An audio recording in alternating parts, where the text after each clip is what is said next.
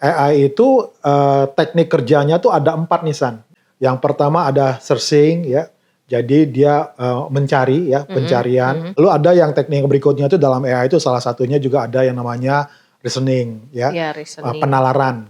Bagaimana dia membuat Logika sebuah ya? kesimpulan logika, membantu kita. Lalu kita bisa lihat juga ada namanya planning. Planning.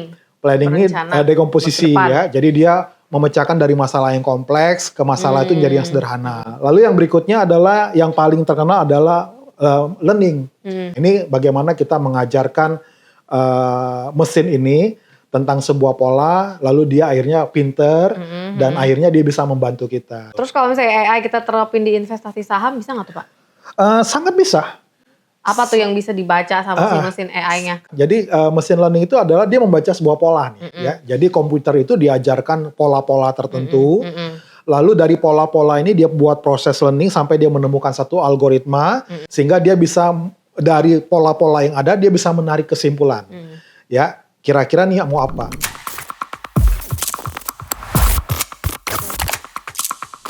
Di luar negeri, fenomena pakai AI untuk investasi saham tuh sangat marak sekali dan banyak banget website-website yang bisa rekomendasi atau kasih rekomendasi saham menggunakan AI. Nah, kalau di Indonesia sendiri gimana? Kita akan bahas dengan Pak Firman, founder of Fitstock dan Fitpos. Oke, San. Halo Pak. Halo Sandra.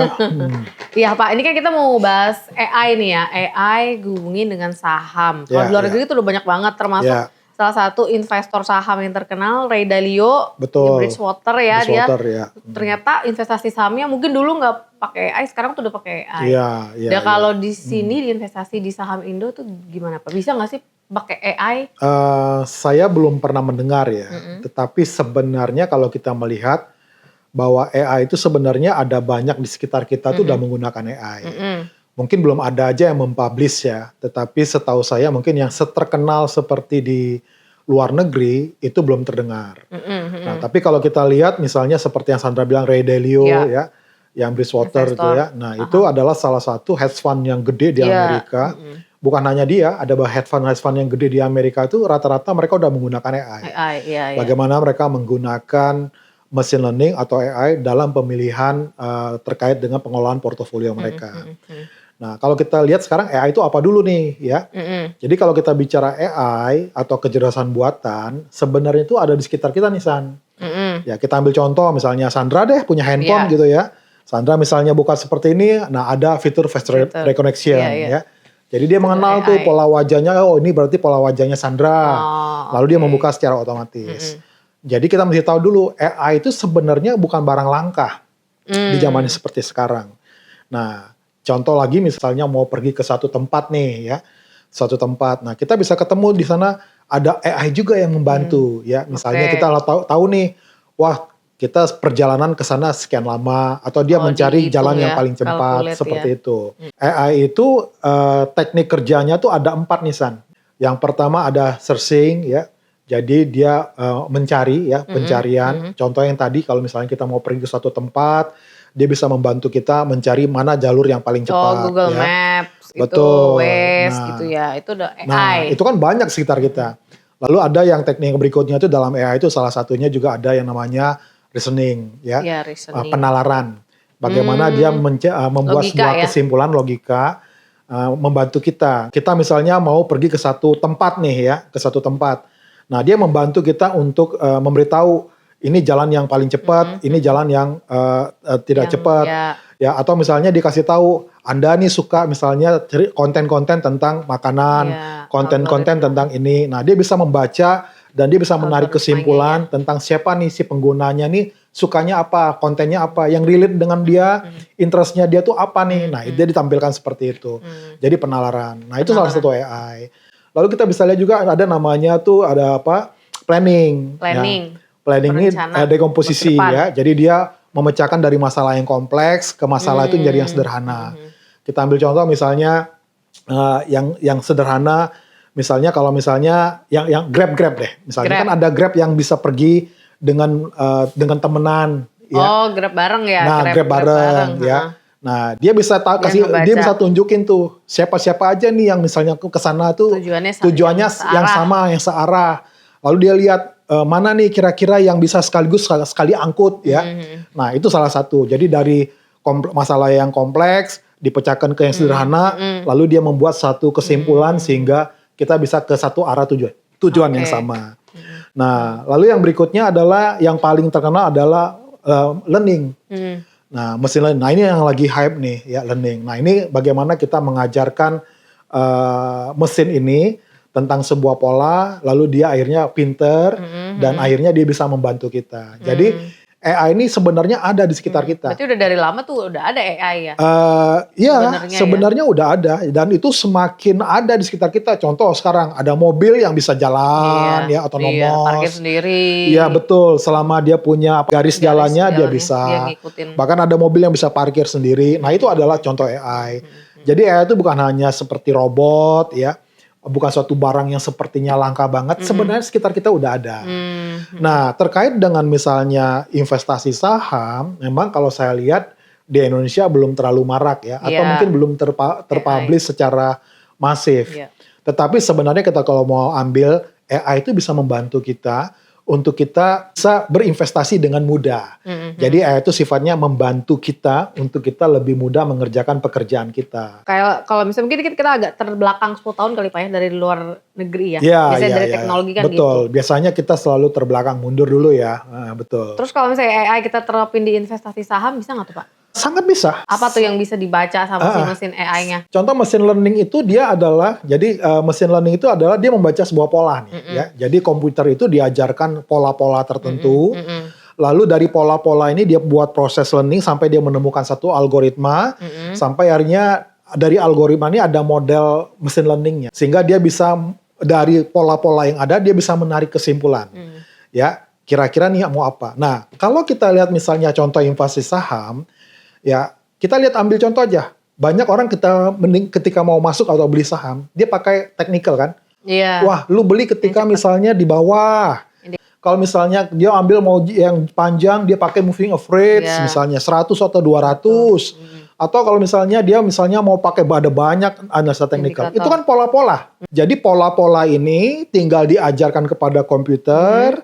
Dari sini dia nanti coba dari data-data yang ada, training data, sampai dia nanti ada proses learningnya di sana, dia dapat algoritmanya, dan akhirnya nanti dia bisa menemukan kira-kira pola apa nih yang kira-kira membuat saham ini ada potensi kecenderungan naik.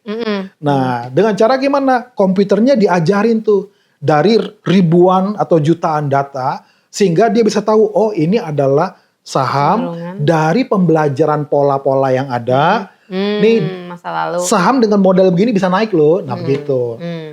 AI bisa bekerja di sana. Kalau misalnya saham kan juga ada tentang sentimen tuh kan Pak. Betul. Nah kalau pakai ada sentimen tertentu yang tiba-tiba ada, AI itu bisa baca juga nggak? Oh sangat bisa. Ya. Kalau kita lihat misalnya seperti yang Ray Dalio, ya dia begitu. Ya, jadi dari semua yang ada dia crawling tuh semua berita. Lalu ada dia analisa sentimen pasar sampai kemana-mana bla bla bla bla bla. Sampai akhirnya dia bisa menarik kesimpulan dia mau berinvestasi seperti apa. Berarti sebelum sentimen itu keluar dia udah bisa memprediksikan akan terjadi sesuatu itu gitu dong? Bukan, terbalik. Keluar dulu beritanya, muncul sentimennya, lalu nanti akan dilihat kira-kira nih akan kena kemana aja nih. Gitu sektor-sektornya ya. Nah, sektor-sektor mana aja. Nah, baru nanti akan dilihat dari sektor ini kira-kira saham apa nih yang kira-kira bisa naik dan lain-lain. Ada banyak.